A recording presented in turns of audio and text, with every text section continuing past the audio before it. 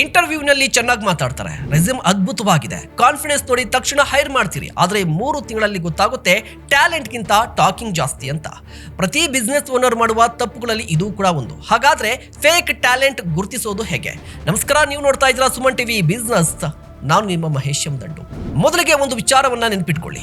Confidence ಅಂದ್ರೆ ಸಾಮರ್ಥ್ಯ ಅಲ್ಲ, ಇಂಗ್ಲಿಷ್ ಫ್ಲೂಯೆನ್ಸಿ ಅಂದ್ರೆ ಕೇಪಬಿಲಿಟಿ ಅಲ್ಲ, ಪ್ರೆಸೆಂಟೇಷನ್ ಅಂದ್ರೆ ಪರ್ಫಾರ್ಮೆನ್ಸ್ ಅಲ್ಲ.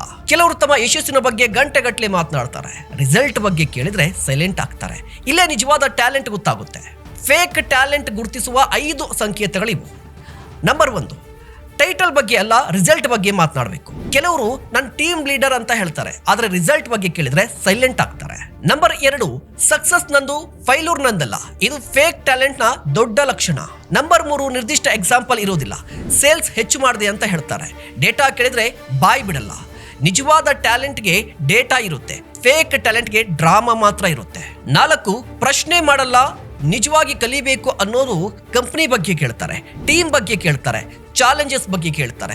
ಫೇಕ್ ಟ್ಯಾಲೆಂಟ್ ಇರೋರು ಸ್ಯಾಲರಿ, ಲೀವ್, ಬೆನಿಫಿಟ್ ಬಗ್ಗೆ ಮಾತ್ರ ಕೇಳ್ತಾರೆ. 5, ಫೀಡ್ಬ್ಯಾಕ್ ಸ್ವೀಕಾರ ಮಾಡಲ್ಲ.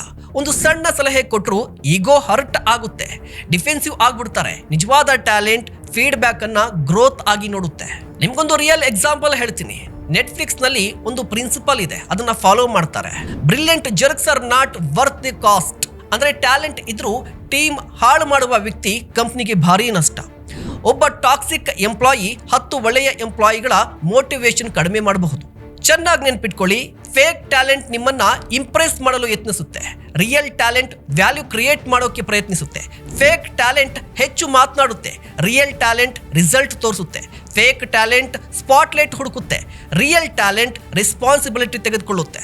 ಸೊ ಪ್ರತಿ ಬಿಸ್ನೆಸ್ ಓನರ್ ಮುಂದಿನ ಇಂಟರ್ವ್ಯೂನಲ್ಲಿ ಈ 3 ಪ್ರಶ್ನೆಗಳನ್ನ ತಪ್ಪದೇ ಕೇಳಿ. ನಿಮ್ಮಿಂದ ಬಂದ ದಿ ಬೆಸ್ಟ್ ರಿಸಲ್ಟ್ ಯಾವುದು? ನಿಮ್ಮ ದೊಡ್ಡ ಫೈಲೂರ್ ಯಾವುದು? ಅದರಿಂದ ಏನ್ ಕಲ್ತಿದ್ದು? ನಿಮ್ಮ ಟೀಮ್ ಮೆಂಬರ್ಸ್ ನಿಮ್ಮನ್ನ ಹೇಗ್ ನೋಡ್ತಾರೆ? ಈ 3 ಪ್ರಶ್ನೆಗಳಿಗೆ ಬರುವ ಉತ್ತರ ಫೇಕ್ ಕಾನ್ಫಿಡೆನ್ಸ್ ಸೈಡ್ ಮಾಡಿ ರಿಯಲ್ ಕ್ಯಾರೆಕ್ಟರ್ ಅನ್ನ ತೋರಿಸುತ್ತೆ. ಚೆನ್ನಾಗಿ ನೆನ್ಪಿಡಿ, ಫೇಕ್ ಟ್ಯಾಲೆಂಟ್ ಇಂಟರ್ವ್ಯೂ ಗೆಲ್ಲಬಹುದು, ಆದ್ರೆ ರಿಯಲ್ ಟ್ಯಾಲೆಂಟ್ ನಿಮ್ಮ ಕಂಪನಿಯನ್ನ ಗೆಲ್ಲಿಸುತ್ತೆ. ನೀವೇನ್ ಹೇಳ್ತೀರಾ? ದಯವಿಟ್ಟು ಕಾಮೆಂಟ್ ಮಾಡಿ. ಇಂತಹ ಮತ್ತಷ್ಟು ಕಂಟೆಂಟ್ಗಾಗಿ ನೋಡ್ತಾ ಇರಿ ಸುಮನ್ ಟಿವಿ ಬಿಸ್ನೆಸ್.